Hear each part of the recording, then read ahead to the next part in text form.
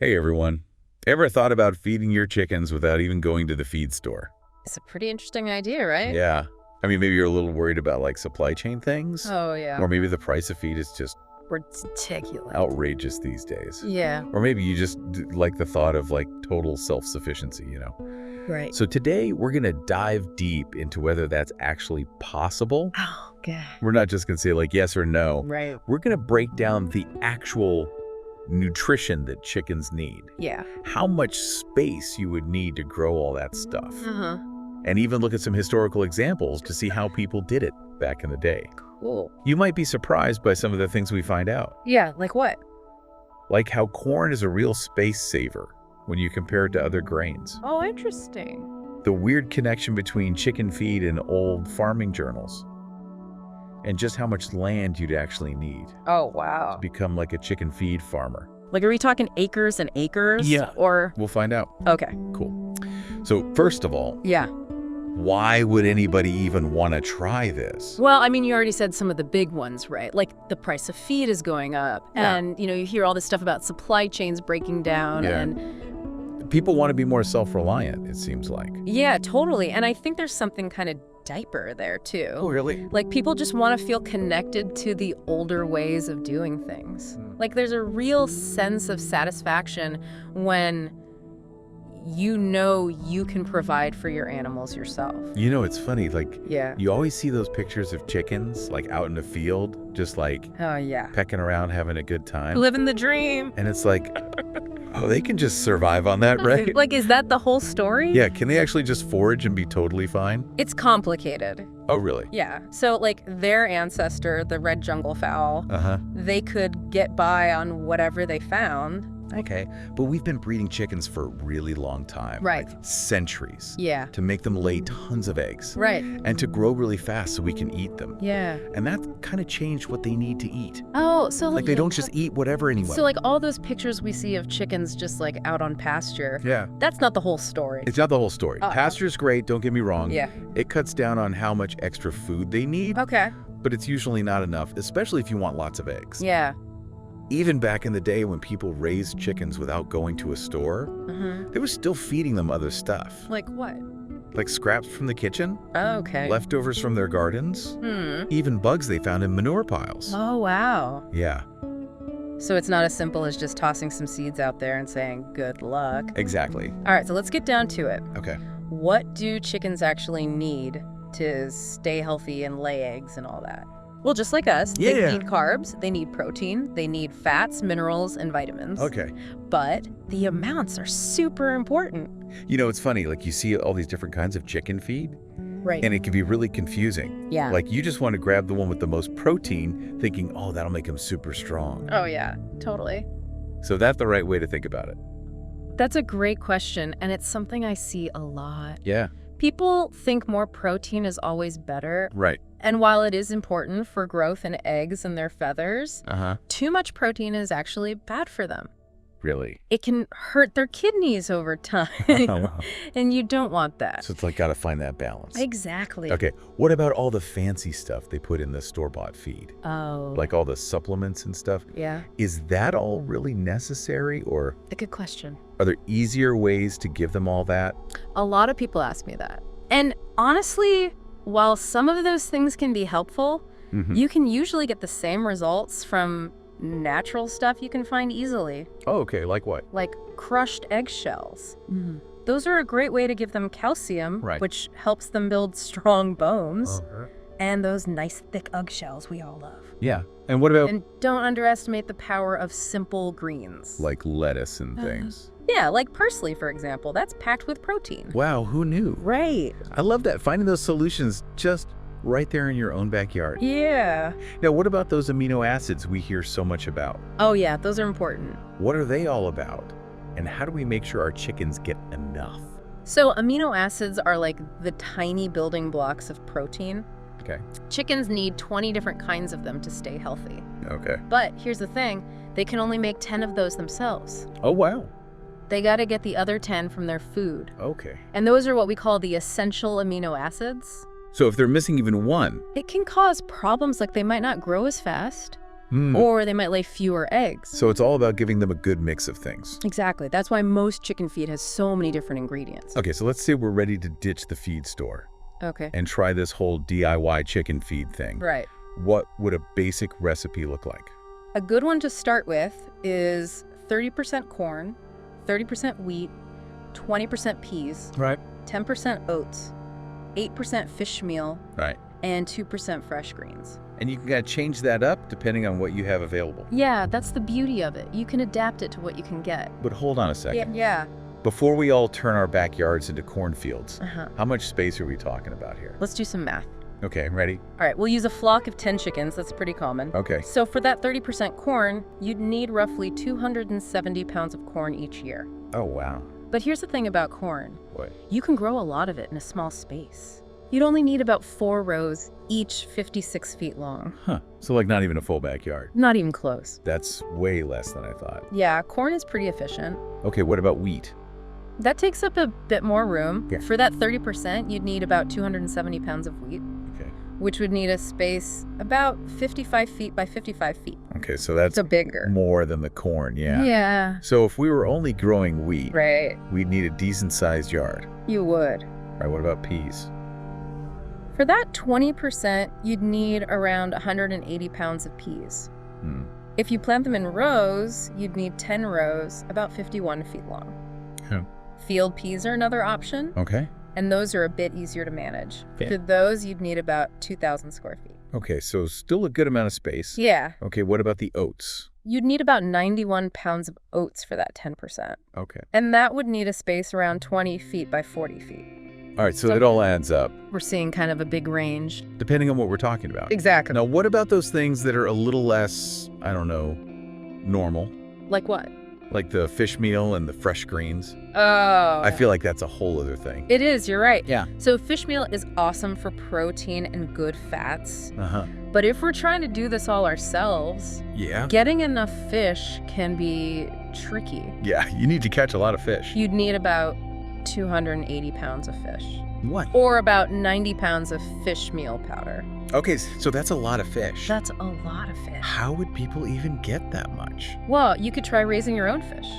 Oh, okay. Or if it's allowed, fishing in local lakes and rivers, Yeah. or even hunting for game meat. That can sometimes work as a substitute. Okay. Even roadkill, if it's legal and safe, Wow. could be an option. Okay, now that's some creative thinking. You gotta get creative sometimes. We should do a whole episode just on that. That would be fun. What about the fresh greens? This might surprise you, but fresh greens are actually pretty space efficient. Oh, really? Yeah, they grow fast, Okay. and you can harvest them multiple times. So not that much space. You'd only need a small garden bed, about 6 feet by 3 feet, Oh, wow. to grow enough for 10 chickens. All right, so we can squeeze in some kale and spinach Definitely. without turning our whole yard into a farm. Exactly. Okay, so back to the big question. Yeah. If we add up all that space, Uh-huh. how much land do we actually need for 10 chickens for a whole year? Drum roll, please. Okay. You'd need about 5,388 square feet. Okay, and how much is that in like... Oh, that's a little over 1/10 of an acre. Okay, so that's Yeah. still a good chunk of land. It is. You got to think about that before you get a bunch of chickens. Yeah. But remember, this is just a starting point. Okay. There's lots of flexibility. No. You can adjust that recipe based on what grows well for you, Right. how much space you have, Yeah. and how resourceful you are. Yeah. There's no one right way to do this. yeah. It's all about figuring out what works for you. That's the fun part. Now, we haven't even talked about the cost of all this. Oh, right. Is it really cheaper than just buying feed? Good question. And you mentioned some interesting things about those old farming journals. Oh, yeah. What did people do back then? We'll get into all that after a quick break. We got a lot more to cover. Yeah, we do. So stay tuned. We'll be right back to continue our deep dive into feeding chickens without a feed store. See you soon. So, can you actually save money doing this whole DIY feed thing? That's the big question, right? Yeah, for a lot of people, that's what matters most. I mean, it seems like it'd be cheaper, right? You'd think so. Grow your own, no more feed store. Yeah. But it's not that simple. Okay, so what's the catch? Well, if you bought all the seeds for that recipe we talked about Uh-huh. from a place like True Leaf Market, Okay. and keep in mind, their prices might be higher than what you'd find locally, Right. it would cost you about $37.61 for the first year. That's not too bad. No, but that's just the seeds. Oh, right. What about everything else? Exactly, like the soil, the water, the tools. And your time. And don't forget your time. That's valuable too. So how do we make this really worthwhile? That's where seed saving comes in. Ah, you mentioned that before. Yeah, seed saving is a game changer. How so? It can really slash your costs over time. Okay. And it lets you customize your crops to your specific climate and soil. So like you plant some of your harvest each year Exactly. and pick the best plants to get seeds from. Right. And over time, those seeds will be perfectly adapted to where you live. So you're not buying new seeds every year. No, you're creating your own little seed cycle. That's pretty cool. Mm. And how much could we actually save doing that? If you do it right, your feed costs could practically disappear after that first year. Wow. No more feed store. No more feed store. That's amazing. But you were telling me about those old farming journals. Oh yeah, those are fascinating. What do they say about how people used to feed their chickens? It's funny, because we have this idea of chickens just foraging all day. Right, like it was so easy back then. But those journals, especially the ones written by women, they show that it wasn't easy at all. Really? They were always worried about having enough feed, especially in winter. Oh, wow. A lot of animals died back then, not because people didn't care, But because... but because resources were scarce. And winters could be really harsh. Exactly. They didn't have the same safety nets we have today. So it makes you think, what if something happened to our supply chains now? It's a good question. Would we be as resourceful as they were? So if we couldn't get feed from the shore anymore, what would we do? Well, we've talked about growing our own, Right. but maybe there are other things we could use. Like what? Like insect protein, that's becoming more popular. Yeah, I've heard of that. Or food waste from restaurants. Oh, interesting. Maybe even some weeds that are actually nutritious. Huh. Never thought of that. There are a lot of possibilities if we start thinking outside the box. It's like we're just scratching the surface here. We are. There's so much to explore. Okay, so before we go too far down that rabbit hole, You right? let's recap what we've learned so far. Okay, so the big takeaway is that feeding chickens without the feed store is possible. But it takes some work. It does. You need to plan carefully, figure out how much space you have. And understand what chickens need to eat. Exactly. And be willing to try new things. And it's important to learn from the past. Absolutely. Those old journals give us a whole new perspective. They do. They show us how resilient people used to be. And how creative they had to be. So as we wrap up this part of our deep dive, Yeah. let's leave our listeners with something to think about. Okay. What unconventional feed sources are available where you live? And if the feed supply was disrupted, how would you adapt? We'd love to hear your thoughts. Share your ideas and experiences in the comments below. And stay tuned. We'll be right back to finish up our exploration of feeding chickens without a feed store. We'll see you soon. Okay, so we talked about laying hens, Yeah. but what about meat birds? Oh, right. We got to talk about the meat birds. Can you actually raise them without buying feed? That's what we're trying to figure out, right? Yeah. So remember we talked about two main types? Cornish cross. Those are the fast-growing ones. Yeah, super fast. And then the heritage breeds. Right, which take a bit longer. So what did our calculations show? Well, for the Cornish cross, Okay. if you wanted to have, let's say, a chicken dinner every week for a year. Okay, so 52 birds. Exactly, 52 birds. Yeah. You'd need about 4,655 square feet of space to grow all their feed. So a little over an acre. Yeah, just a bit over an acre. That's doable if you have the land. Right, but what about the heritage breeds? I'm guessing they need a lot more space. Yeah, I got it. For the same 52 birds, Okay. you'd need way more space, like 67,549 square feet. Whoa, that's That's over 1.5 acres. a lot of land. It is. So if you want to raise enough meat birds to feed a family all year, you're going to need a good amount of space. Especially if you go with those heritage breeds. It's a trade-off, though. Yeah. The heritage breeds take longer, Right. but a lot of people say they taste better. And they're like those old-fashioned breeds, you know? Yeah, there's something special about that. Plus, there's just something really satisfying about raising your own meat. Yeah, like total self-sufficiency. Exactly, knowing where your food comes from. But you really have to think about it before you jump in. Oh yeah, absolutely. Make sure you have the space, And the time. all that stuff. It's all connected. It all comes back to making those informed choices. Right, like we've been saying this whole time. Whether you're trying to ditch the feed store Yeah.